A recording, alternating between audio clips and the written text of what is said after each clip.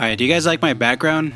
If you guys haven't heard, check out Steam's wallpaper engine. It has so much cool stuff. It's like $4, but still get it. But let's get into it. Basically, I wanted to touch on Steam's new Steamdeck. And it's kind of been marked as a revolutionary new portable PC gaming project type of thing. I'm super excited. I've watched so many videos on the fact, and I'm really enjoying what I'm seeing, except for maybe one thing, which is about the 2 hours of battery life. And it's pretty viral. People want this thing. They want to not only have PC games on the go, but they want it to be good, and they want to be able to do other stuff besides just playing games on it. People in the modding community are pretty interested in it, as well as people into the emulation community. That's kind of where I'm laying at too. But the fact of the matter is they're kind of touting this as something brand new, but people don't understand that Steamdeck isn't the first portable PC gaming console idea nor prototype. If you remember back from about 1 year ago in January 2020,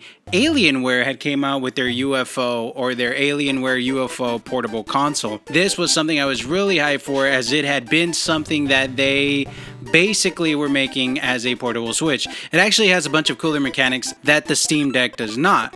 Things like being able to dock it and play it as a type of console, which is one of the more impressive things that I could say. That it's basically a Switch, but higher powered.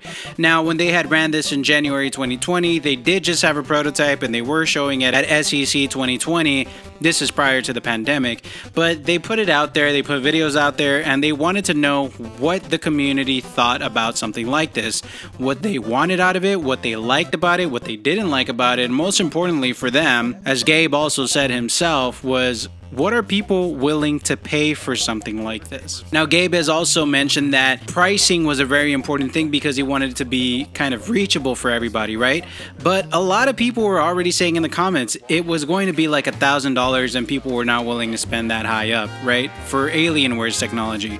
And I guess Alienware's technology would have been worth that much because it was basically what the Steam Deck is, with the added contribution of being able to remove the controllers and actually make it into like a Joy-Con type of thing. And not only that, if you look back a little bit further, we have Asus, or I believe, let's see. Yeah, there you go. Finally, a Ryzen powered handheld PC, gaming PC. First look, right? This was 4 months ago. So it's not like the concept is new. It's better than the Switch, and it's a gaming PC, but it doesn't have the same specs. However, it did exist already, right? Gabe's not doing anything new. Steam's not doing anything new. It's already a concept. I was the most excited for Alienware. Alienware seemed to drop that prototype. I mean, it has been a year and a half at this point. And I feel if they're going to drop something about that, they should probably do it soon, since Steam just literally said we're releasing this.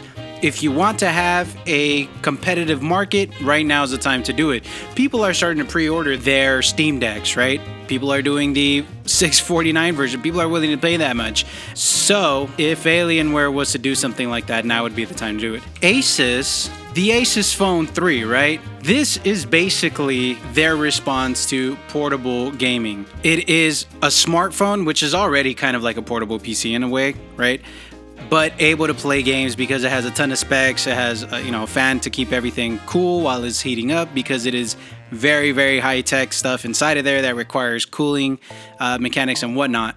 So it's not the first thing to come out, but it is the first one that's going mainstream. And it is the first one that's going mainstream that's picking up a lot of traction behind it. I think it's going to sell really well. I've already tried to pre-order it and put in their order.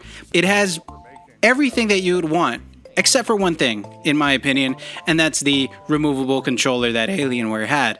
However, I feel if you were to have the removable controllers, that would bring up the price even like $100 more, right? They still have things that are not going to be packaged in the selling price, right? The dock you will not be able to get along with your Steam Deck. You will have to purchase that separately. So really what you're paying for is just a power adapter and the Steam Deck, and that's pretty much it. That's all you're getting. Is it worth it at that price? I don't believe so, but it is the first of its kind, and that's probably the main reason I'm getting it. Not only that, but I feel because of this channel, and I'll be able to show everything that this Steam Deck has, I'll be able to show you guys what exactly it can do, what it's capable of doing, and what you can do that wasn't intended to do. But those are my thoughts on that. I don't think it's the first one. I don't even think it's probably the greatest one that they could have done, but I think for the price point and what they were aiming for, it's about as good as we're going to get. That being said, it's not bad at all, but it could be better, couldn't it? What are your thoughts? Do you guys want to get something like this? Do you guys have the funds to buy something like this? Are you guys looking forward to it, or at least looking forward to reviews on it and how people like it or don't like it, or whatever the nature may be? Let me know in the comments. Let me know if you're going to get one and if you've already paid your $5 to pre-order it ahead of time and get in line, basically. And let's talk. Let's have a conversation about this. I'm Cali Valley, and I'll catch you guys next time. See ya.